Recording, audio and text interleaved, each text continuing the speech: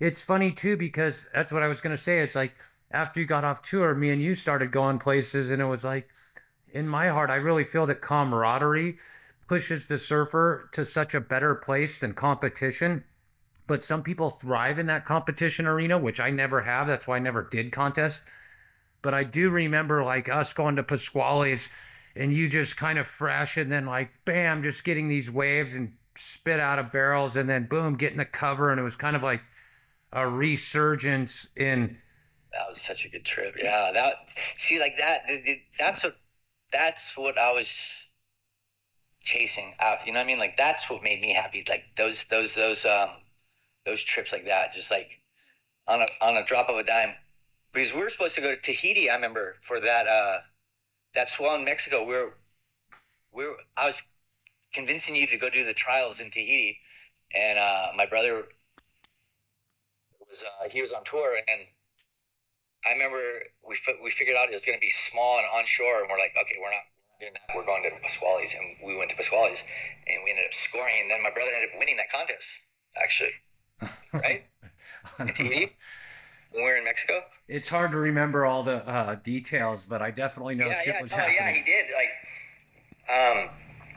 He won that contest, but we scored like that. There's like we were in Mexico for like I want to say like 12 days, and it was like huge for the whole time.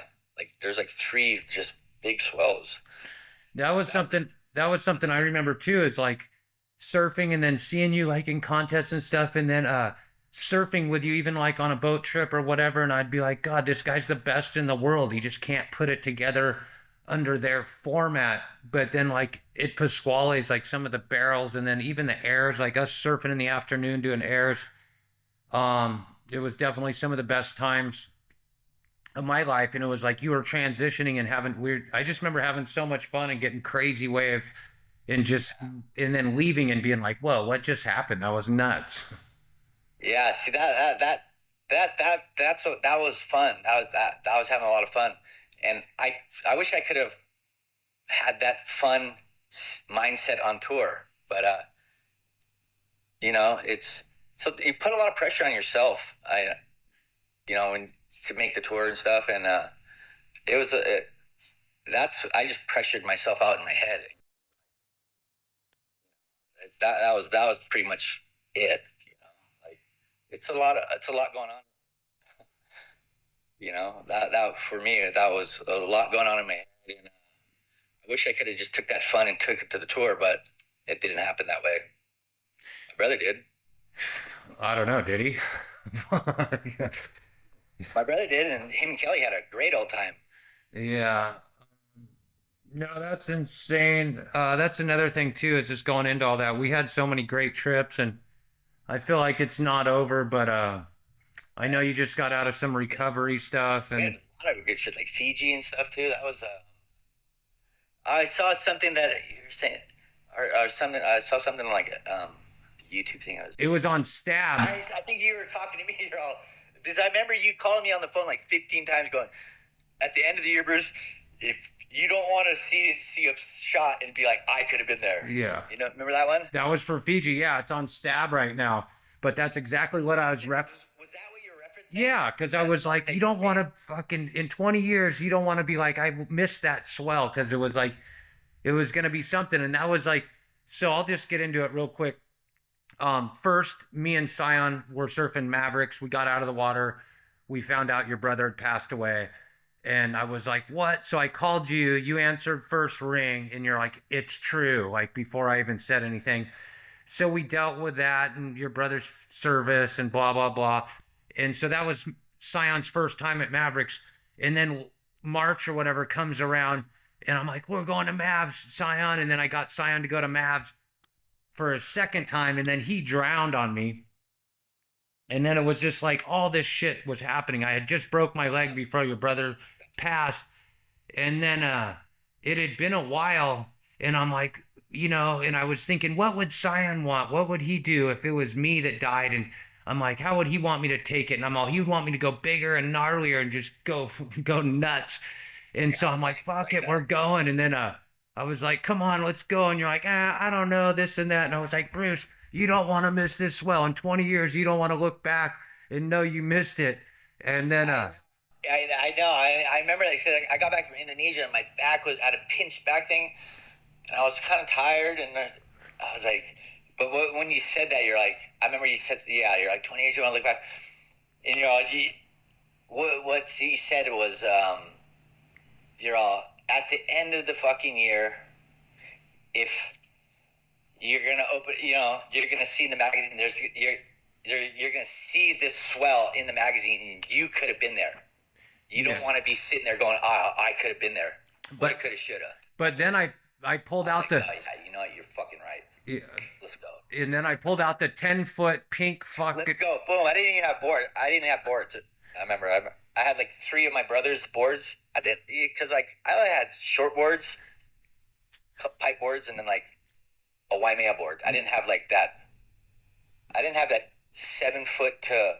I went from like a 7-4 to Waimea, and I didn't know no 8s, none of that size. So I was like, that size of waves, I don't, I'm going to take either pipeline 12-foot, 7'2", down, and then that range of boards is like a weird shape size for me. So I was like, it's not something I had in the quiver. So my brother did, but he already passed away. So I took some of his boards. I remember on that trip. I think I broke them all like one day, like 3 of them. No, you broke all the boards. Jumped on your pony, the pink pony. Yeah, I remember when I pulled out the 10-foot pink board and everybody looked at me like I was crazy. Oh, I definitely did. I was like, what? What the? A 10-foot board on a fucking shallow, draining left? But then that's a recipe for disaster. But then you broke all your boards. Hey, all or nothing, that one. Yeah. And so you broke all your boards, and I caught the wave of my life. I paddled in and got that one wave, and I was like in tears, and I came back to the boat, and you're like, fucking, I broke my board. I'm all, Bruce, try it. You're all, I've never rode a board over 7'2" backside. I'm all, I don't give a fuck. Go out there and try this thing. And you're all, okay, Nathan. And I'm all, guarantee you'll catch one. I was like, fuck. I was floating. I had nothing. My shit was all broken, and I was just like, it was so beautiful that day, too. It was glassy, and it's nice, and I remember you're like, come on, and I was like, all right. I remember getting on that thing, and I started paddling, I just started laughing to myself, going, oh, man, I'm in trouble. Like, just, you get that glide, you're like, fuck, you know that you're capable of paddling into anything out there that day? Like, fuck, I was like, oh, no. And I was just kind of like laughing to myself, like, I'm so fucked. Like, I just know I just know what's the outcome of this is going to be. Like, I'm going to paddle into a big fucking perfect left, and I'm going to hold that rail. I saw that wave before it even came in my head. The whole thing. You know what I mean? It's so weird. I pictured that whole scenario before it even happened. Like paddling past everyone on that huge pink board. Everyone's on like 7.6s or 8 or whatever, and I'm on this fucking 9.8, and I'm just like gliding. I remember Reef was the first guy where I was gliding right past Reef. Hey, Reef. And then I remember sitting down, just like chuckling to myself, knowing, what am I doing? Just knowing, like, this is fucked up. I'm gonna get fucking slaughtered. Because catching a wave out there, backside, forefin, and like, I don't have forefins. I've only ridden forefins up until that point, like, not much, like, not much. So I've never rode a board that big with 4 fins, and I'm going left. Fuck. And it's fucking Tavarua, and it's really big. It's kind of, I'm just going like, what? Fuck you. I'm like going like, you better be ready for this. And I was like, all right, telling myself with a smile, let's do this. Because I know the waves are coming. Sure enough, 5 minutes later, whoa, that fucking big wave came, and I was like, oh, here we go. Boop, boop, boop. And I remember taking off, and it's a 10-foot board, backside forefin. You ain't pumping that thing, you know what I mean? It's awkward as it is. I'm just trying to set one line and turn and go, and like, if if you look at the thing, I'm like, it felt like I was on a bobsled. That's how big the board felt to me. It felt like a bobsled. And it felt like I was on a bobsled or a couch or something, and and my feet are so close together. I'm in this like little pocket bubble on the board, and I'm like holding the rail. Like if I could have got like a little bit more of a pump, there's like a little rivet on the wave. I could have rode this little side wedge, like a little ripple. That was, if I could have got just on top of that, I think I might have been able to make it, but I wasn't. So I was just holding that rail, and I was just like, just seeing this huge, just bluest, most mesmerizing vision ever. I'm just like, oh my God, this is like, I'm just like, this is it. This is it. Like, wow. Like, it was almost like it had me like stuck, like how mesmerizing it was. And as that's going on, I'm realizing, whoa, there's this big trough down here just going, whoa, and it's black, it's dark, and it's the wave hitting hitting the reef, and then that pocket that happens right there in the barrel, you know what I mean? Right by the lip where it hits and it opens up, and it's like dry reef, you know what I mean? You know what I'm talking about? Yeah. That wave's barreling, and the lip's landing right there, and it's literally like almost like a dry walkway, but reef. And when the wave was eating me, like I fell into that black pocket, and it was like a walkway, but it was a big long reef walkway, but it was dry reef. I just went straight onto dry reef, and I hit my it was gnarly. I had a long sleeve vest on, and I hit my eye, my chin, and like my arm, boom, boom, boom, boom, boom. And I'm like, oh fuck. But literally when I jumped off, I went on the dry reef. Like, it's like there was no water there. It was like an aquarium got sucked out, and I just hit on the reef, da, da, da, da, da, and then the water came. Oof. And then when the water came over me, fuck, the pressure was so intense because I was really deep. And I think I don't know if I had a leash on or whatever, the leash broke or whatever, but the rash guard or the wetsuit long sleeve got pulled over my head. And but when the water came over me like that, after being on my knees on the dry reef, the pressure was so intense. It was like, felt like my ears were about to blow up, and my jaw felt like it was pressing out, like from the pressure. I was like, fuck, I've never felt something like that before, you know, like. And then I was like, fuck, this is heavy. And then the rash guard is over my head, and I'm trying to get that thing off because I'm just getting throttled. And I'm going, oh fuck. And I'm fighting to get this rash guard off my head, because it was like a hockey fight. When they pull it over, I was stuck like that, like hit the reef on my knees, on my face, and now I'm in this like fucking hockey fight situation with my jersey. And I finally get that off. I'm like, yes, but it's still stuck to my arm, the whole rest of the wetsuit, and it's like an anchor. And I'm like, and that's already been a process of doing fucking flips.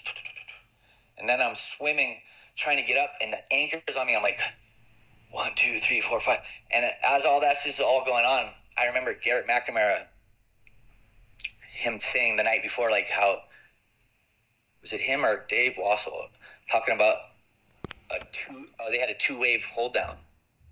And that was going on in my head. I was like, because I was like, I'm in trouble. I already hit the reef. Bang, bang, bang, bang. And there's just a lot going on. Time does slow down. Like, I swear, when you're about to drown or die or something, like, like, it is, your life does flash in front of you, like a book, like on, when you make those cartoons and you flip the book, the stick cartoons.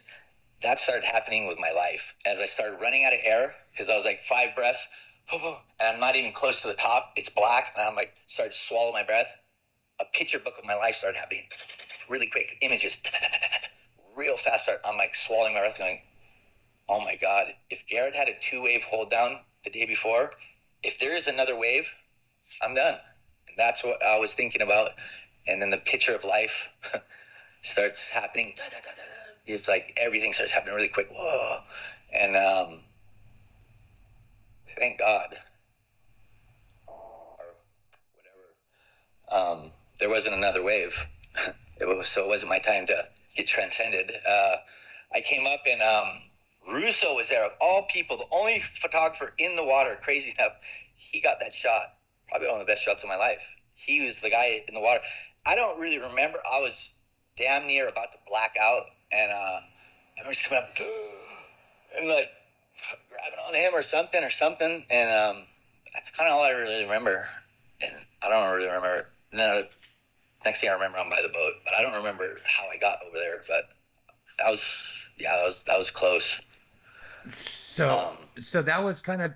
But you know what I mean? From talking to you on the boat, I want to say like 8 minutes, 6, 7 minutes after you caught that wave. I want to say 8 minutes later, I was already on that wave. Right. That whole mind-boggling shit went on. But that was kind of like we had a full escapade of all these bad things happening, and then all of a sudden we're there, and then we get these crazy waves. Like I got my wave, and then I made you ride the board, and then you went out and got the craziest wave of your life. And then I just remember like, oh man, I just rode the wave of my life. I was like kind of just like sitting back and being all stoked. Tripping too. And then and then what? 5 weeks, 6 weeks later, where are we? It wasn't even 6 weeks. It was like 3 weeks. And you're like, Nathan, you gotta get down here. And it's the same scenario, but even closer in time. I want to say. Yeah. I caught that huge wave in Tahiti. I thought, okay, I almost died in Fiji. That was damn near close. This one in Tahiti, I'm like, oh, for sure, this is it. It's game over. Like crucified, arms open. Okay, Allah Akbar, whatever. It's fucking on. Where am I going after this? I thought I was going to get shredded. It didn't happen. I got blown in the lagoon. So what? He picks me up, and then I come right out, and I see you getting that wave. No. I'm going, yeah, Nick, go. And then I'm all, no. And I'm like, oh my God, I think Nathan's dead. Because I watched that wave with me and Kobe coming out of the lagoon back into the lineup. So that's why I had to jump off so Kobe could fly in there to assess the situation. Yeah, that's what I was gonna tell people though. Is like, so 2 or 3 weeks later, you're in Tahiti telling me, Nathan, you gotta come to Tahiti. It's gonna be so big, blah blah blah. I'm all, fuck, I ain't going to Tahiti. They're having the contest, and you're all, no, you gotta come. It's gonna be nuts. And then I'm like, oh, I'll go. I went to Tahiti since my brother died too, and I was supposed to go home because I don't know, but I was supposed to go home, but they're like, oh, it's supposed to be like 12 feet. They said 12 feet. I was like, maybe I'll stay. I'll surf before the event, like. No, but then, it was like 12 to 15 feet maybe. It was code red. And I'm like, yeah. So I fluffed it up with you on the phone. I'm like, oh, Nate, you got to get down here. It's going to be perfect. I had no idea it was going to be that big at all. Yeah. No, but then it was like code red, and then we couldn't even pull it off because you had the ski. So you're like, I got the ski. I'm like, okay, I'll get down there. But then everything was closed. I couldn't find you, this and that. And then I just went out on the boat, and then like after an hour I was waiting, and then you and Kobe came out, and then you towed right into these crazy ones, and then I was like, oh shoot, fuck, I didn't know what to do. I didn't stay at the end of the road that night. I was in town, so it's probably a good thing because I didn't even know how big it was, or I just went straight from getting dropped off at the end, walked to the house. Dingo's coming in with a broken leg, and I'm like, oh, let me use your board, Dingo. Not even assessing any situation, just like Kobe's there, and straight out there. Kobe's looking a little white. I'm like, what's up, Kobe? And I realized that it was really big. No. At the time, I didn't really understand it. I was just not even thinking properly about anything. Yeah, you were calling me on the phone because I was driving from the beachcomber, and you're all, how big is it? Like 12 feet? And I was driving. I'm all, I don't know. It could be, but I think but there was like refrigerators on the street and shit. And then I'm like, I don't know. I knew it was big because the first time I went to Tahiti was like 1995. And I was down there with Ramana and Ozzy Wright. And there was a really big swell, and we were on Morea, and it was like 25 feet. It was huge. But the waves, when we went back to Tahiti, They were so big. They were going over the beach underneath Manoa's house and throwing rocks on Raimona's house. And I was like, holy shit. It looked just as big as that swell in 95 when I was there. And I remember Mike Stewart was there, and we're going to Chobu, and he's like, no, like, fuck no, it's not even possible. And then, but the ocean was, like, the stuff that was happening, like, on the beach, like, the roads, it was the same as when I was, like 15, 16 years old when I was there the first time. Fast forward to 2000, whenever that was, I was like, it had the same look of that many years prior. I was like, oh, fuck, it's not just 12, 15 feet. It's another level. And that's the thing I remember too. And then I got one wave and pulled into the closeout, and then and Biff got it for me. And then Makua's like, what are you doing? I'm like, I don't know. I'm just trying to get something. He's all, here, Strider, give me your ski. And then he whipped me out there. And then I don't know if you guys were out or doing whatever, but I think you'd already caught a wave or two. And then I remember that one came in and when you got your big wave? Yeah, when I got my big wave. I had the wave about 5 minutes before that. Yeah, that big one I poked on and went over the falls. And I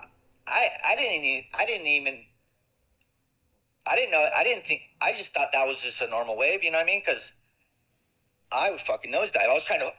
I couldn't see how big it was. I was trying to lift the nose of my board up because I was getting sucked up the face.